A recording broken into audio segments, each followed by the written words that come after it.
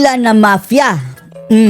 Tila na mafia si PRRD mga kababayan nitong ICC sa pakikisabwatan sa mga ngagba. Yan ang tingin ng marami ngayon mga kababayan dito sa desisyon na inilabas ng ICC mga kababayan na bawal daw palabasin si Tatay Digong mga kababayan. Rejected ang kanyang interim release. Diyos ko Lord. Paano hindi masasabing na mafia mga kababayan no, ng mga netizens? Hindi natin sila masisisi mga kababayan dahil unang-una, tinidnap si PRRD. Okay lang sa ICC. Diyos ko. Pangalawa, sinuspinde indefinitely mga kababayan ha. Ang pre-trial mga kababayan, sinuspinde. Ibig sabihin, hindi pa natin alam kung kailan mga kababayan didesisyonan kung pwede bang ipagpatuloy ang kaso ni PRRD o hindi. Suspended indefinitely mga kababayan. Tapos kinulong na siya nang hindi pa nagpipresenta ng ebidensya, di ba mga kababayan? Hinuli na si Tatay Digong tsaka palang hinabol yung mga ebidensya. Sinuspende indefinitely and then ngayon mga kababayan, pinagkaitan si Tatay Digong ng pansamantalang kalayaan.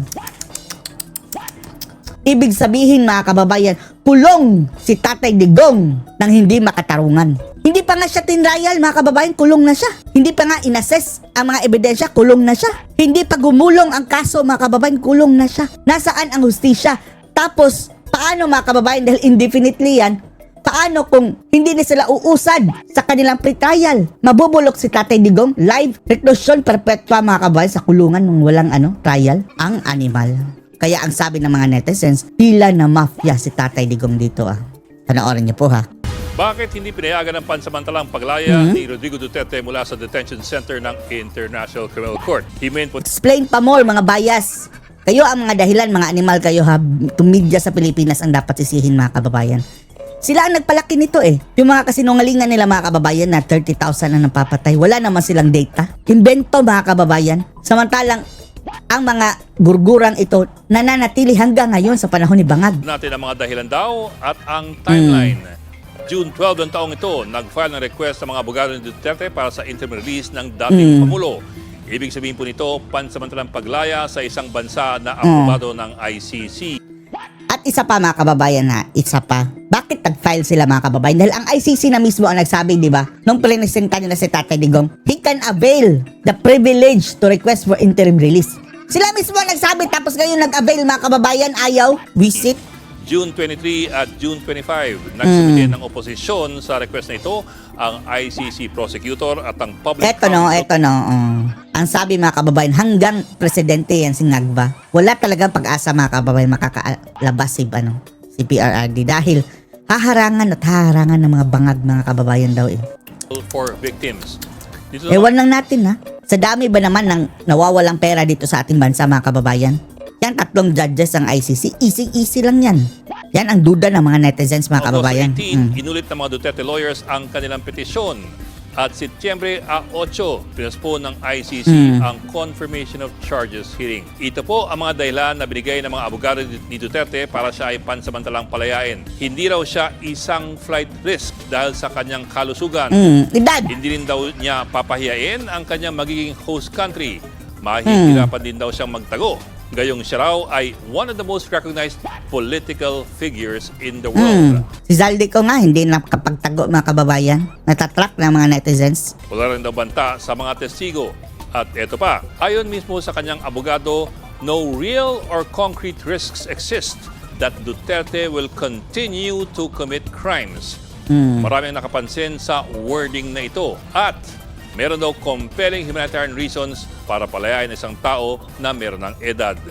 Hindi ko na po hihimayin ang mga... Batas yan dyan sa the Netherlands mga kababayan, 80 plus. Hindi na tinatrial. Argumento ng prosecution, diretso na po tayo sa desisyon ng ICC pre-trial chamber. Sige lang Mr. Duterte's detention continues to remain necessary. Necessary? Unang-una, bakit kayo hindi na-proceed sa pre-trial mga animal? Proceed na! Rejected ang request for interim release. Rejected din ang renewed request. Ito mga kababayan, sad to say, nagiging slim na mga kababayan. Numinipis na ang pag-asa ni Tatay Digong na makalaya. Diyan lang sa interim release, ayaw nilang mga kababayan. Ayaw nilang payagan. Sabot yan Mga buisit na yan. At patuloy ang detensyon ng dating Pangulo. Bakit daw?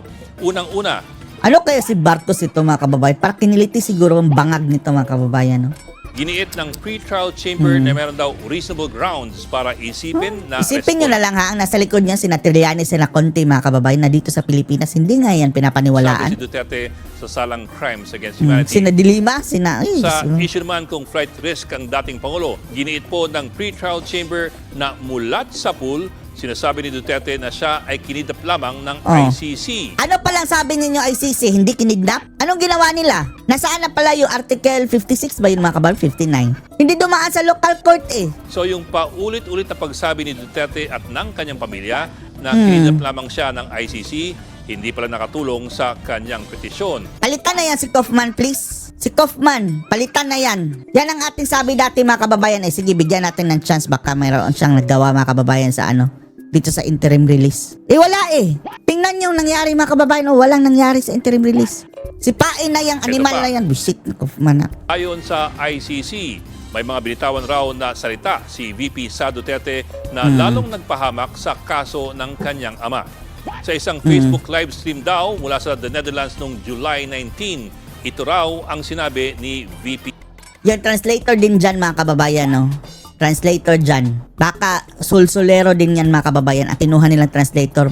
Mukhang tao din ng mga trililing, mga kababayan. Sara, let us all collaborate on a jailbreak.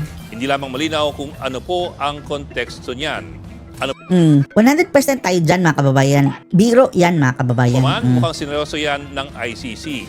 Dagdag pa raw ni VP Sara, Wala na talaga. Hanggat andyan si Bangag, mga kababayan, lahat na lang gagamitin nila may na. sabuatan din daw sa pagitan ng ICC at ng gobyerno ng Pilipinas para bayaran ang mga pekeng testigo. Oh, meron talaga. Ang ebidensya niyan, yung mga taga-ICC, mga kababayan, andito na nung panahon ng mayroong Quadcom.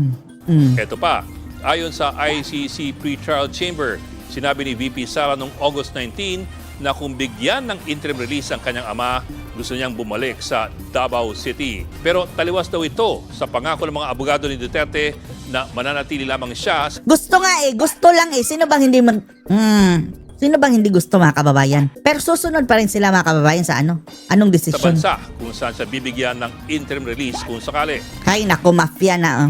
Mala-mafia na to, mga kababayan na. Hindi sinasabi nating mafia talaga. Para lang, mafia-like.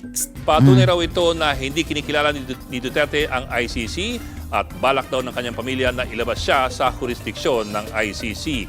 At dagdag pa ng pre-trial chamber, ang pagpapalaya kay Duterte ay magiging patuloy na banta sa mga tetestigo laban sa kanya. Diyos ko, Lord. Pinuna rin ng ICC ang sinabi ni Duterte Sana 2028 na, mga kababayan, ang panagutin itong nasa likod nito. Ubusin mo, Sarah. Ubusin mo yung mga animal na yan. noong House hearing sa drug war noong November 2024. Nang tanungin tungkol sa bilang ng mga napatay sa kanyang drug war, sinabi ni Duterte na kung mahalal siya muli na alkalde ng Davao City, dodoblehin niya Oh, yan na naman, mga kababayan, yung mga rhetoric si Tatay Digong, ang Diyos ko, Lord. bilang. May 2025, nahalal nga siyang alkalde ng Davao bagamat nakakulong sa ICC. Binasura rin ng Oh, dumoble ba? Tanong natin, dumoble ba? Wala naman. ICC Pre-Trial Chamber ang argumento ng depensa na dapat siyang palayain for humanitarian reasons. Habang nakakulong, mabibigyan naman daw ng sapat na medical care ang Mga animal.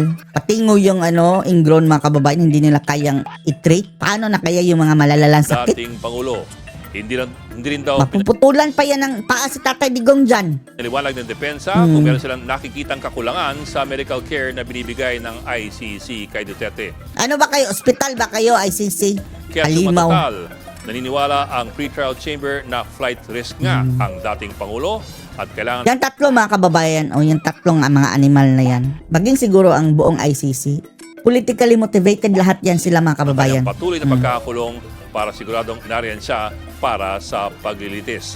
Dagdag pa ng dahilan para raw hindi niya maharangan o madiskarel ang investigasyon at ang paglilitis at para hindi niya maulit ang mga krimen na sinasabing kanyang ginawa. Wisit, animal. Kakalabas lang po ng desisyon ng ICC Pre-Trial Chamber kung saan binasura nila ang mosyon ni Tatay Digong para magkaroon Ay, ng nako. panandaliang kalayaan o yung tinatawag na interim release. So, paano na to, mga kababayan, Wala na. Indefinitely na suspend ang pre-trial eh. Paano kung wala na kasunod na trial dyan? Pre-trial pa lang yan, ha? To determine kung mayroon bang sala si PRRD o wala. Ay, hindi mayroong sala. Kung mayroong basihan, mga kababayan, o wala. Dapat palayain dahil wala. Nagde-determine pa nga lang eh. Bilang isang kasapi po ng ICC List Council, isang profesor ng international law sa UP, sa American University at National University of Singapore, at bilang dating presidente ng Asian Society of International Law.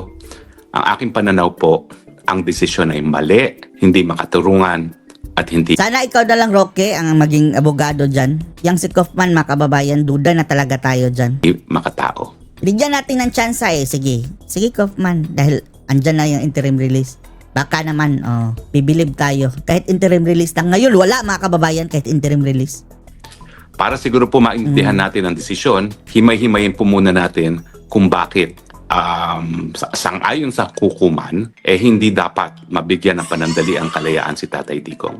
Unang-una. Ang unang-unang batayan, meron ba raw pong probability na ginawa ni Tatay Digong ang mga paratang labang sa kanya. Ang problema po dito, ang sabi ng hukuman, hindi po nag-address ang kampo ni Tatay Digong dito sa isyong ito, at naniniwala ang hukuman na meron pong probability na ginawa nga po ni Tatay Digong yung mga paratang sa kanya na crimes against humanity. At kung naalala nyo, tatlo pong Probability. charges yan. No? Tatlo lang ang charges. Yan po yung nangyari daw sa Davao nung siya ay mayor, yung mga targeted killing, yung siya ay presidente na, at yung mga patayan na naganap dahil di umano sa war on drugs. Ang pangalawang batayan, ang pinaka-kontrobersyal. Ito ang issue na meron bang probability na tatakas si Tatay Digong kung siya ay binigyan ng panandaliang kalayaan or interim release. Tatakas. Bakit kontrobersyal? Kung tumakas pa mga kababayan, hindi na yan nagpahuli.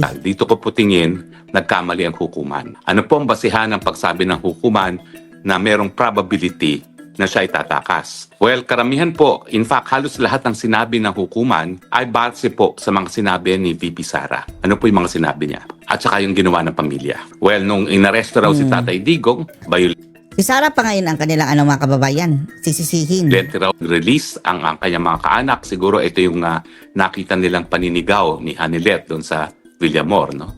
At ang mga sinasabi namang mga statements si Pati yun, mga VP kababayan? Sara ay kasama na yung sinasabi ni Normal lang naman yun na reaction eh. Sa hinaras mga kababayan, di ba? VP Sara na mali ang paraan para nakuha ang jurisdiksyon sa pagkatao ng kanyang ama Alusot dahil na hindi ito, dumaan mga sa bangag tamang do. proseso under Mga Article bangag 59 ng talaga. Rome Statute. Hindi siya hinarap sa lokal na hukuman at kinidnap ng Marcos administration para i-deliver sa hukuman. Sinabi rin ng hukuman na nag-akusa daw ang VP Sara na nagsabwata ng ICC at ang Marcos administration para nga mawala ang pinakamalaking tinik sa kagustuhan ng mga Marcos na maging Marcos Yan forever. talaga. At eto nga si Tatay Digong. At binanggit pa na nung minsan sa labas po ng hukuman, nagsalita si VP Sara na siguro dapat itakas na lang natin si Tatay Digong sa kulungan. Himay-himahin po natin kung bakit hindi sapat ito mga bagay-bagay na ito bilang basihan na meron daw probability na tatakas si Tatay Digong. Well, unang-una yung mga nangyari sa Villamor. Hindi ba natural na reaksyon yan ng pamilya? Na hinihingan mo ng warrant of arrest, wala naman sila mapakitang warrant of arrest. Natural Bakit naman talaga sasama si yan, Tatay mga Digong kababayan. sa kanila na voluntarily kung wala naman silang mapapakita ng warrant of arrest? At nakita naman natin na dahil sa konteksto na nangyari doon sa pag-aaresto niya, na bigla na lang siya hinarang habang siya ay pabalik sa Hong Kong, sapilitang sinakay sa eroplano, natural, magkakaroon ng emotional reaction yung mga tunay na nagmamahal kay Tatay Digong kasama ng kanyang kapamilya. At noong mga panahon na yon, ang mga tanging kapamilya niya ay si Ma'am Hanilet at saka si Kitty Duterte. Minamasama ba nila na ganun ang reaksyon ng common law partner ni Tatay Digong? Ang katotohanan naman po, talagang wala namang basihan yung pag-aaresto. Dahil ang katotohanan po niyan, si Justice Ascona nang nagsabi, yung warrant of arrest sa ICC na hindi naman ang pinakita kay Tatay Digong nung panahon na siya inaresto, Cellphone lang dapat daw. dumaan muna sa Regional Trial Court nang ma-asserte na ang personalidad na inaaresto ay yung siyang hinahanap ng ICC at dapat masigurado rin. Tapos ano palusot ng mga kababayan, ng mga bangag dyan? Sinabi na, kami na ang local court o yung mga kababayan ni Boying, yung bata ni Boying, sila na daw ang local court. Dinaan sa kanila mga kababayan ang batas. And then naniwala ang ICC mga kababayan dyan. itong DOJ mga kababayan is part of the executive. Hindi naman sila judiciary, which is the court mga kababayan. Hindi sila korte. Kaya bangag talaga, bangag. Karapatan, pang tao ay narespeto at masiguro na walang paglabag sa soberenya ng Pilipinas. At dahil hindi nga po dumaan ito sa tamang proseso, ergo yan ay kidnapping. Unlawful detention in fact sa ating lokal na batas. Rendition. Dahil ito'y kidnapping na ginawa ng mga taong gobyerno. At sa katunayan, nakabinding ngayon ng kaso. Arbitrary detention. Dahil sa ombudsman. Ito no, kung mayroon lang sanang say dito ang Korte Suprema mga kababayan, magagamit sana yan ni Tatay Digong na mga kababayan, affidavit doon sa ICC. Na itong ebidensya unconstitutional ang pagdukot kay Tatay Digong pagpadala sa ICC dahil hindi dumaan sa korte. Laban kay Tory, Wala ngang visa, walang passport mga kababayan. kay Justice now Ombudsman Remulla at lahat po ng tao na mayroong papel sa pagkikidnap kita. Naging ombudsman pa ang animal. So, wag dapat minasama ng hukuman ang isang bagay na illegal na nangyari sa Pilipinas. Kidnapping or unlawful detention po talaga nangyari kay Tatay Digong dahil hindi siya dumaan sa tamang proseso sang-ayon sa Article 59 ng Rome Statute. Hindi siya dumaan sa Regional Trial Court. At sa katunayan, yung pinababayaran nga po ni E.S. Medaldea ang kanyang medical bills dito sa hukuman, ang sabi pa ng ICC, hindi namin nababayaran yan dahil hindi naman kami ang nagpadala o kumuha ng pagkatao ni Tatay Digong at E.S. Medaldea See? Ang bangag ba kababayan talaga ang kumuha? Umamin. galing Pilipinas. Yan ay voluntaryong ginawa ng Pilipinas. So malinaw po na talagang hindi nasunog ang proseso at tama na tawaging Bakit yan mga kababayan? Bakit hindi yan nakita ng ICC? Animal talaga no? kidnap. Parang mafia no? Ang nangyari kay Tatay Digong. Dahil kung talagang yan po ay ginawa sa ngalan ng ICC, hindi naman po sasagot ng ganun ang ICC nung bayaran na Yan mga kababayan, no? gastusin. Bending the law. Tapos sabi pa niya mga kababayan, ang bend the law, hindi naman breaking the law. Diyos Para ko sa- Lord. The same thing. Pating, bending, breaking.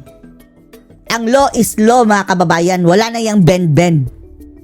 Kung i-bend mo yan, that is as good as breaking the law. Gamot Ugok.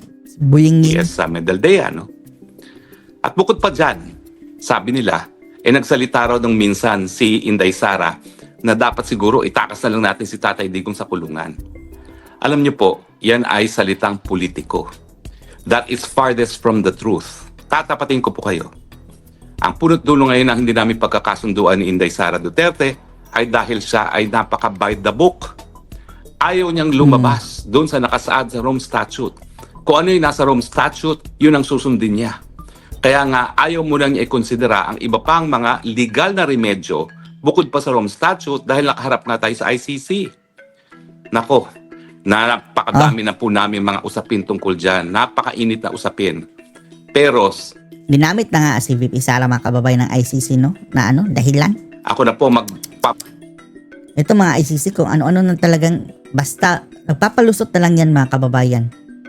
Kahit walang sinabi sa VP Sara, hahanapan nila ng mga kababayan ng gusot pa rin. patunay na kung gusto talagang ni Inday Sara na itakas si Tatay Digong, dati pa siguro niya ginawa yan.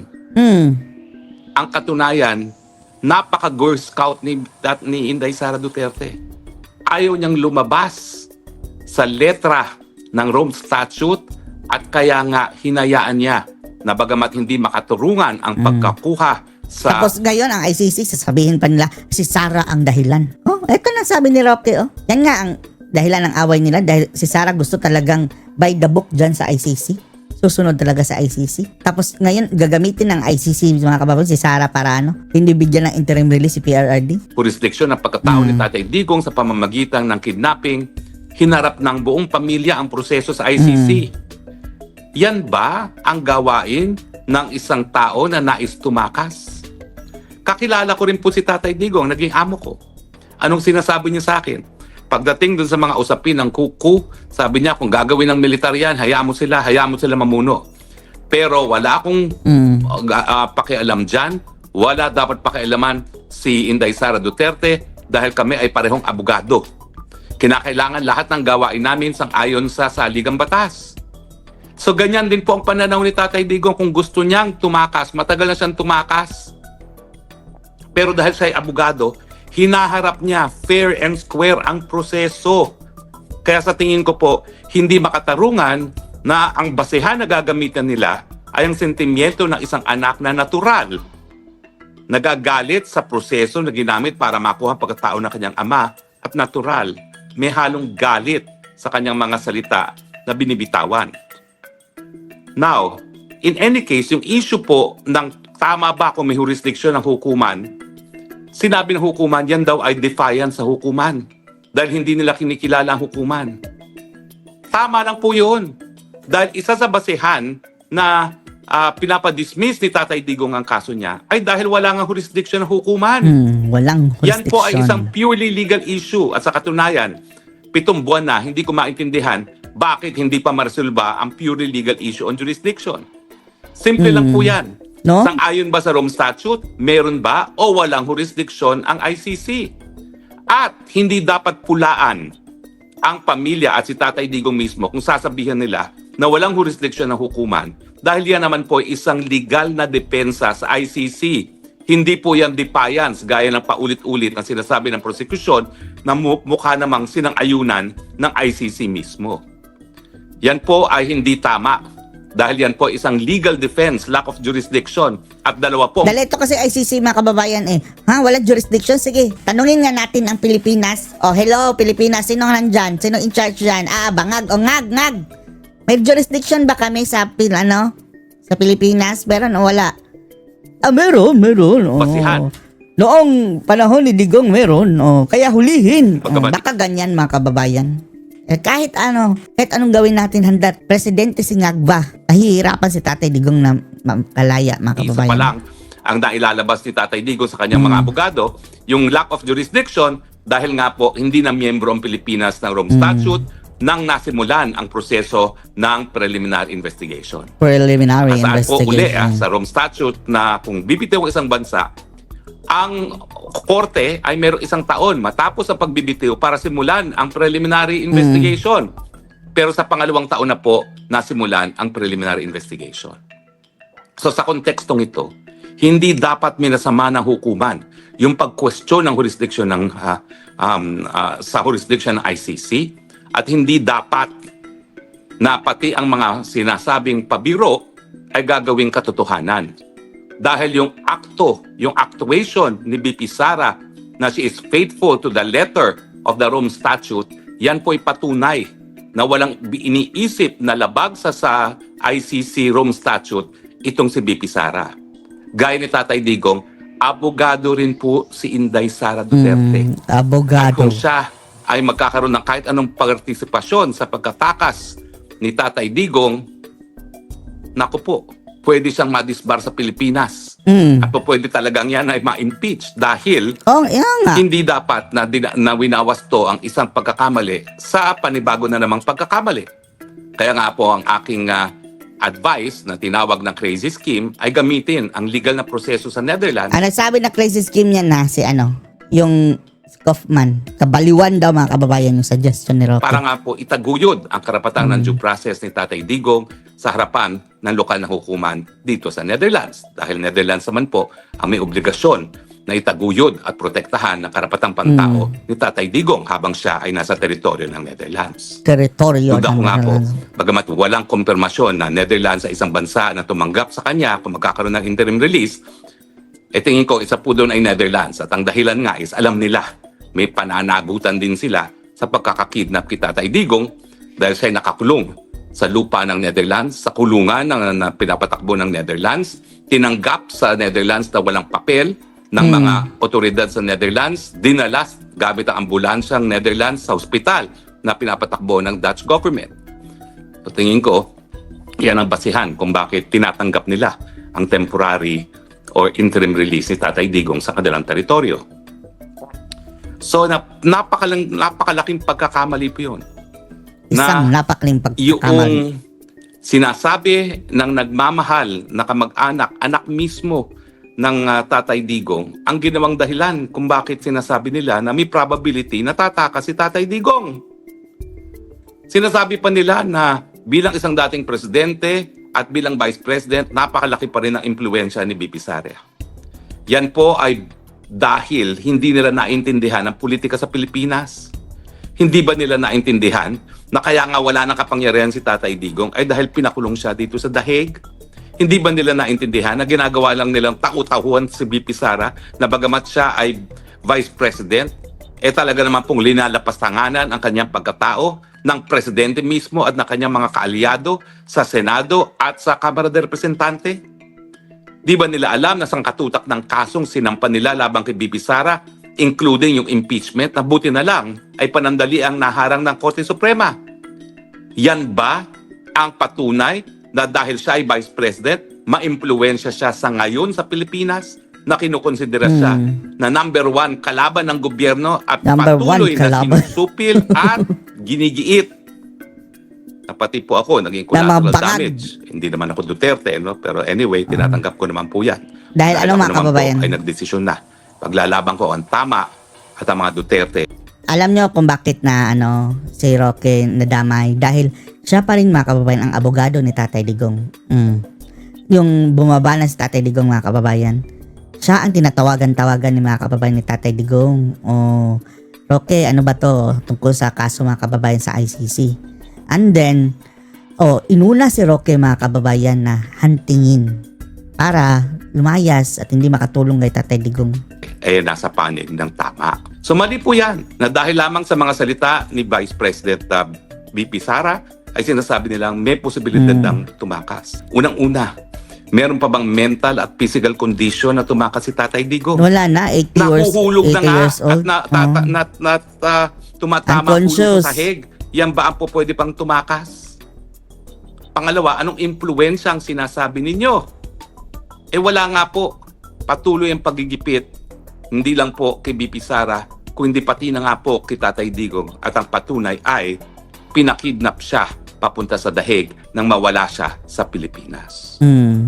Sinasabi rin nila na dahil si Presidente Duterte ay sinabi ni BP Sara na kapag nagkaroon ng interim release na nais niyang ang interim release ay Davao City, ito raw ay dahilan kung bakit may probability na gagawin na naman daw ni Tatay Digong di umano yung mga pagpapatay na sinasabi nilang Scholar. naganap nung siya ay mayor sa Wala Davao. pa nga kayong napatunayan na pinatay ni Tatay Digong? Andyan pa kayo sa collection pa, mga kababayan, of evidence. Tapos, uulitin na agad as if, mga kababayan, na guilty na siya. City. Sa tingin ko po, that is Bulok!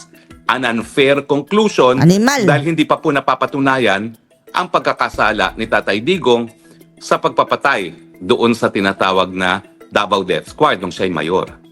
Ang sabi pa ng korte, abay, kita mo nga, yung kanyang impluensya ay napatunayan dahil siya'y nahalal muli bilang alkalde ng Davao at dahil siya'y alkalde na naman ng Davao at ang kanyang anak ay vice mayor, posible na namang siyang gumawa ng mga kasalanan at mga krimen sa Davao City.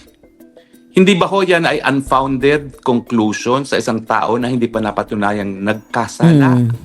Conclusion na nga. Nakasaad din po sa Rome Statute at sa karapatang pagtao na lahat na akusado ay presumed innocent until proven otherwise. Bakit sasabihin nila na meron na namang Uulit na probability daw, na gagawa pa ng mga krimen samantalang wala pa namang krimen na napapatunayan?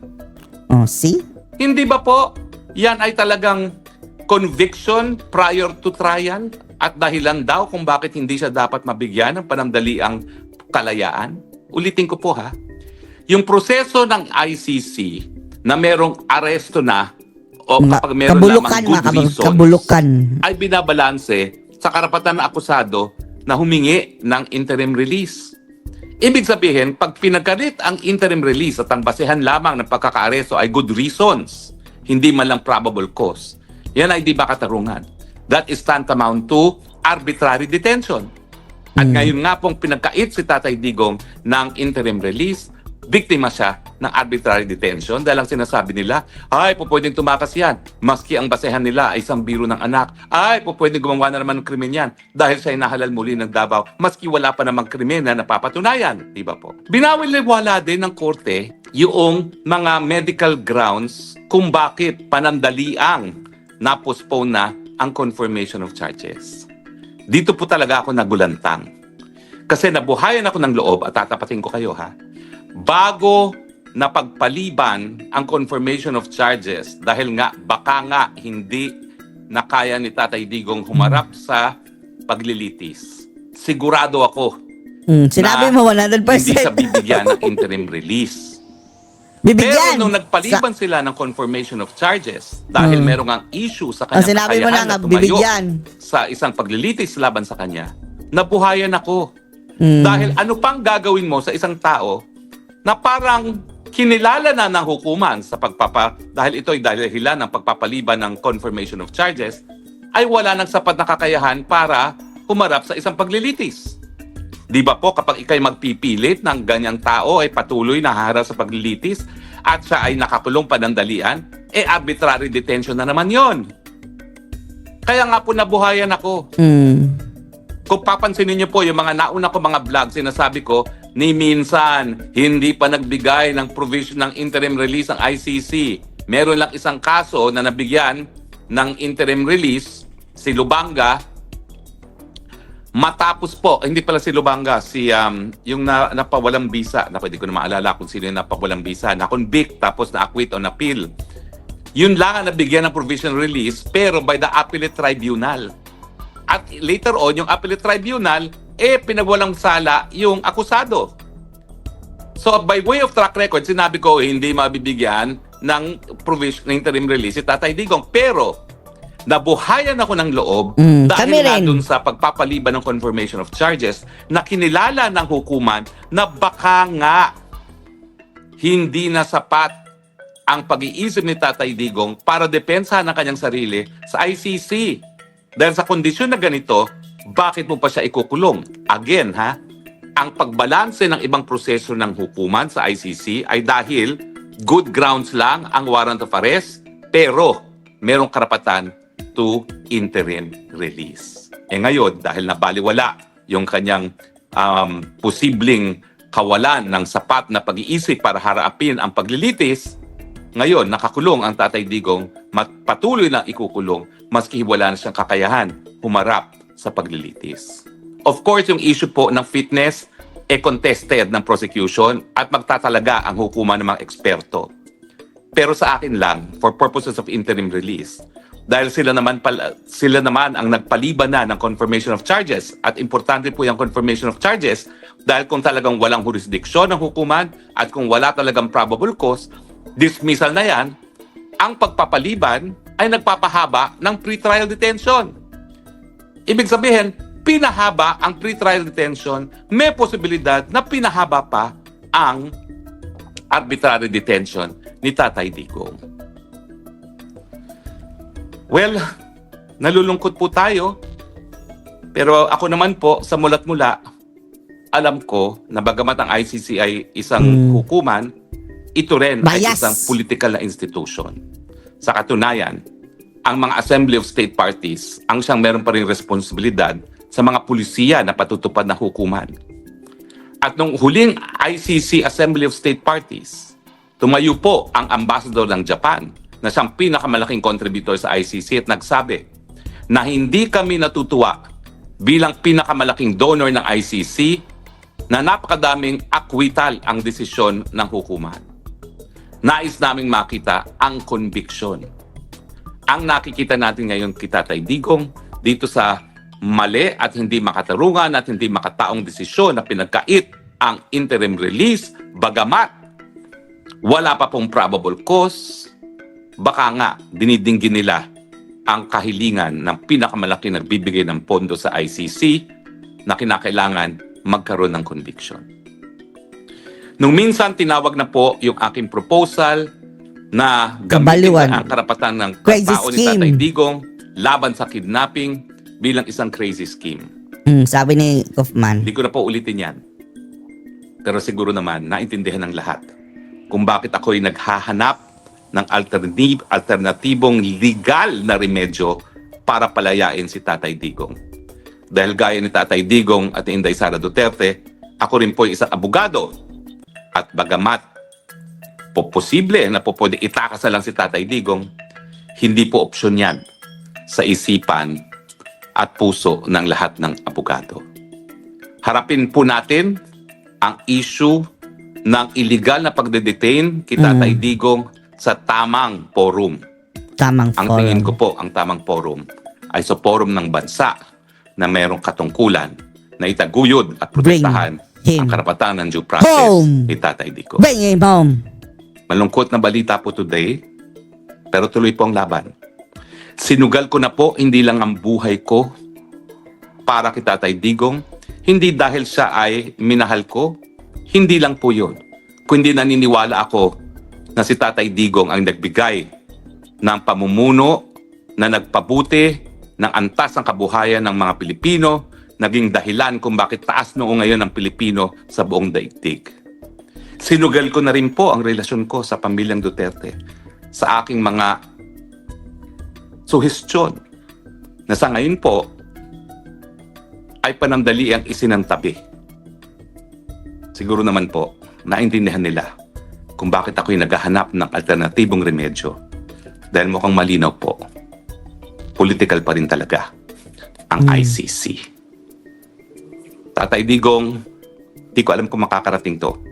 Di ko man alam kung sinasabi nila na naririto pa rin ako. Di kita iniiwan gaya ng aking pangako na patuloy tayo naghahanap ng remedyo kahit ano pang mangyari. Hanggang sa aking huling hininga, pangako ko, walang iwanan, Tatay Digong. Sasamahan pa rin kita. Tapos aawayin nila si Roque, Salamat no? po sa inyong patuloy na pagtangkilik. Pagdasal po natin si Tatay Digong. Magdasal po tayo para sa katarungan.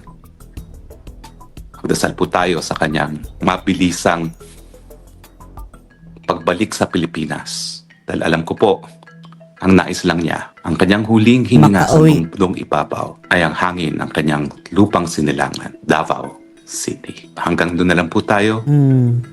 I love you, Philippines. Babay Ikaw Roque, lang po ang aking lupang sinilangan. Ano masasabi nyo dito mga kababayan? Post your comments below.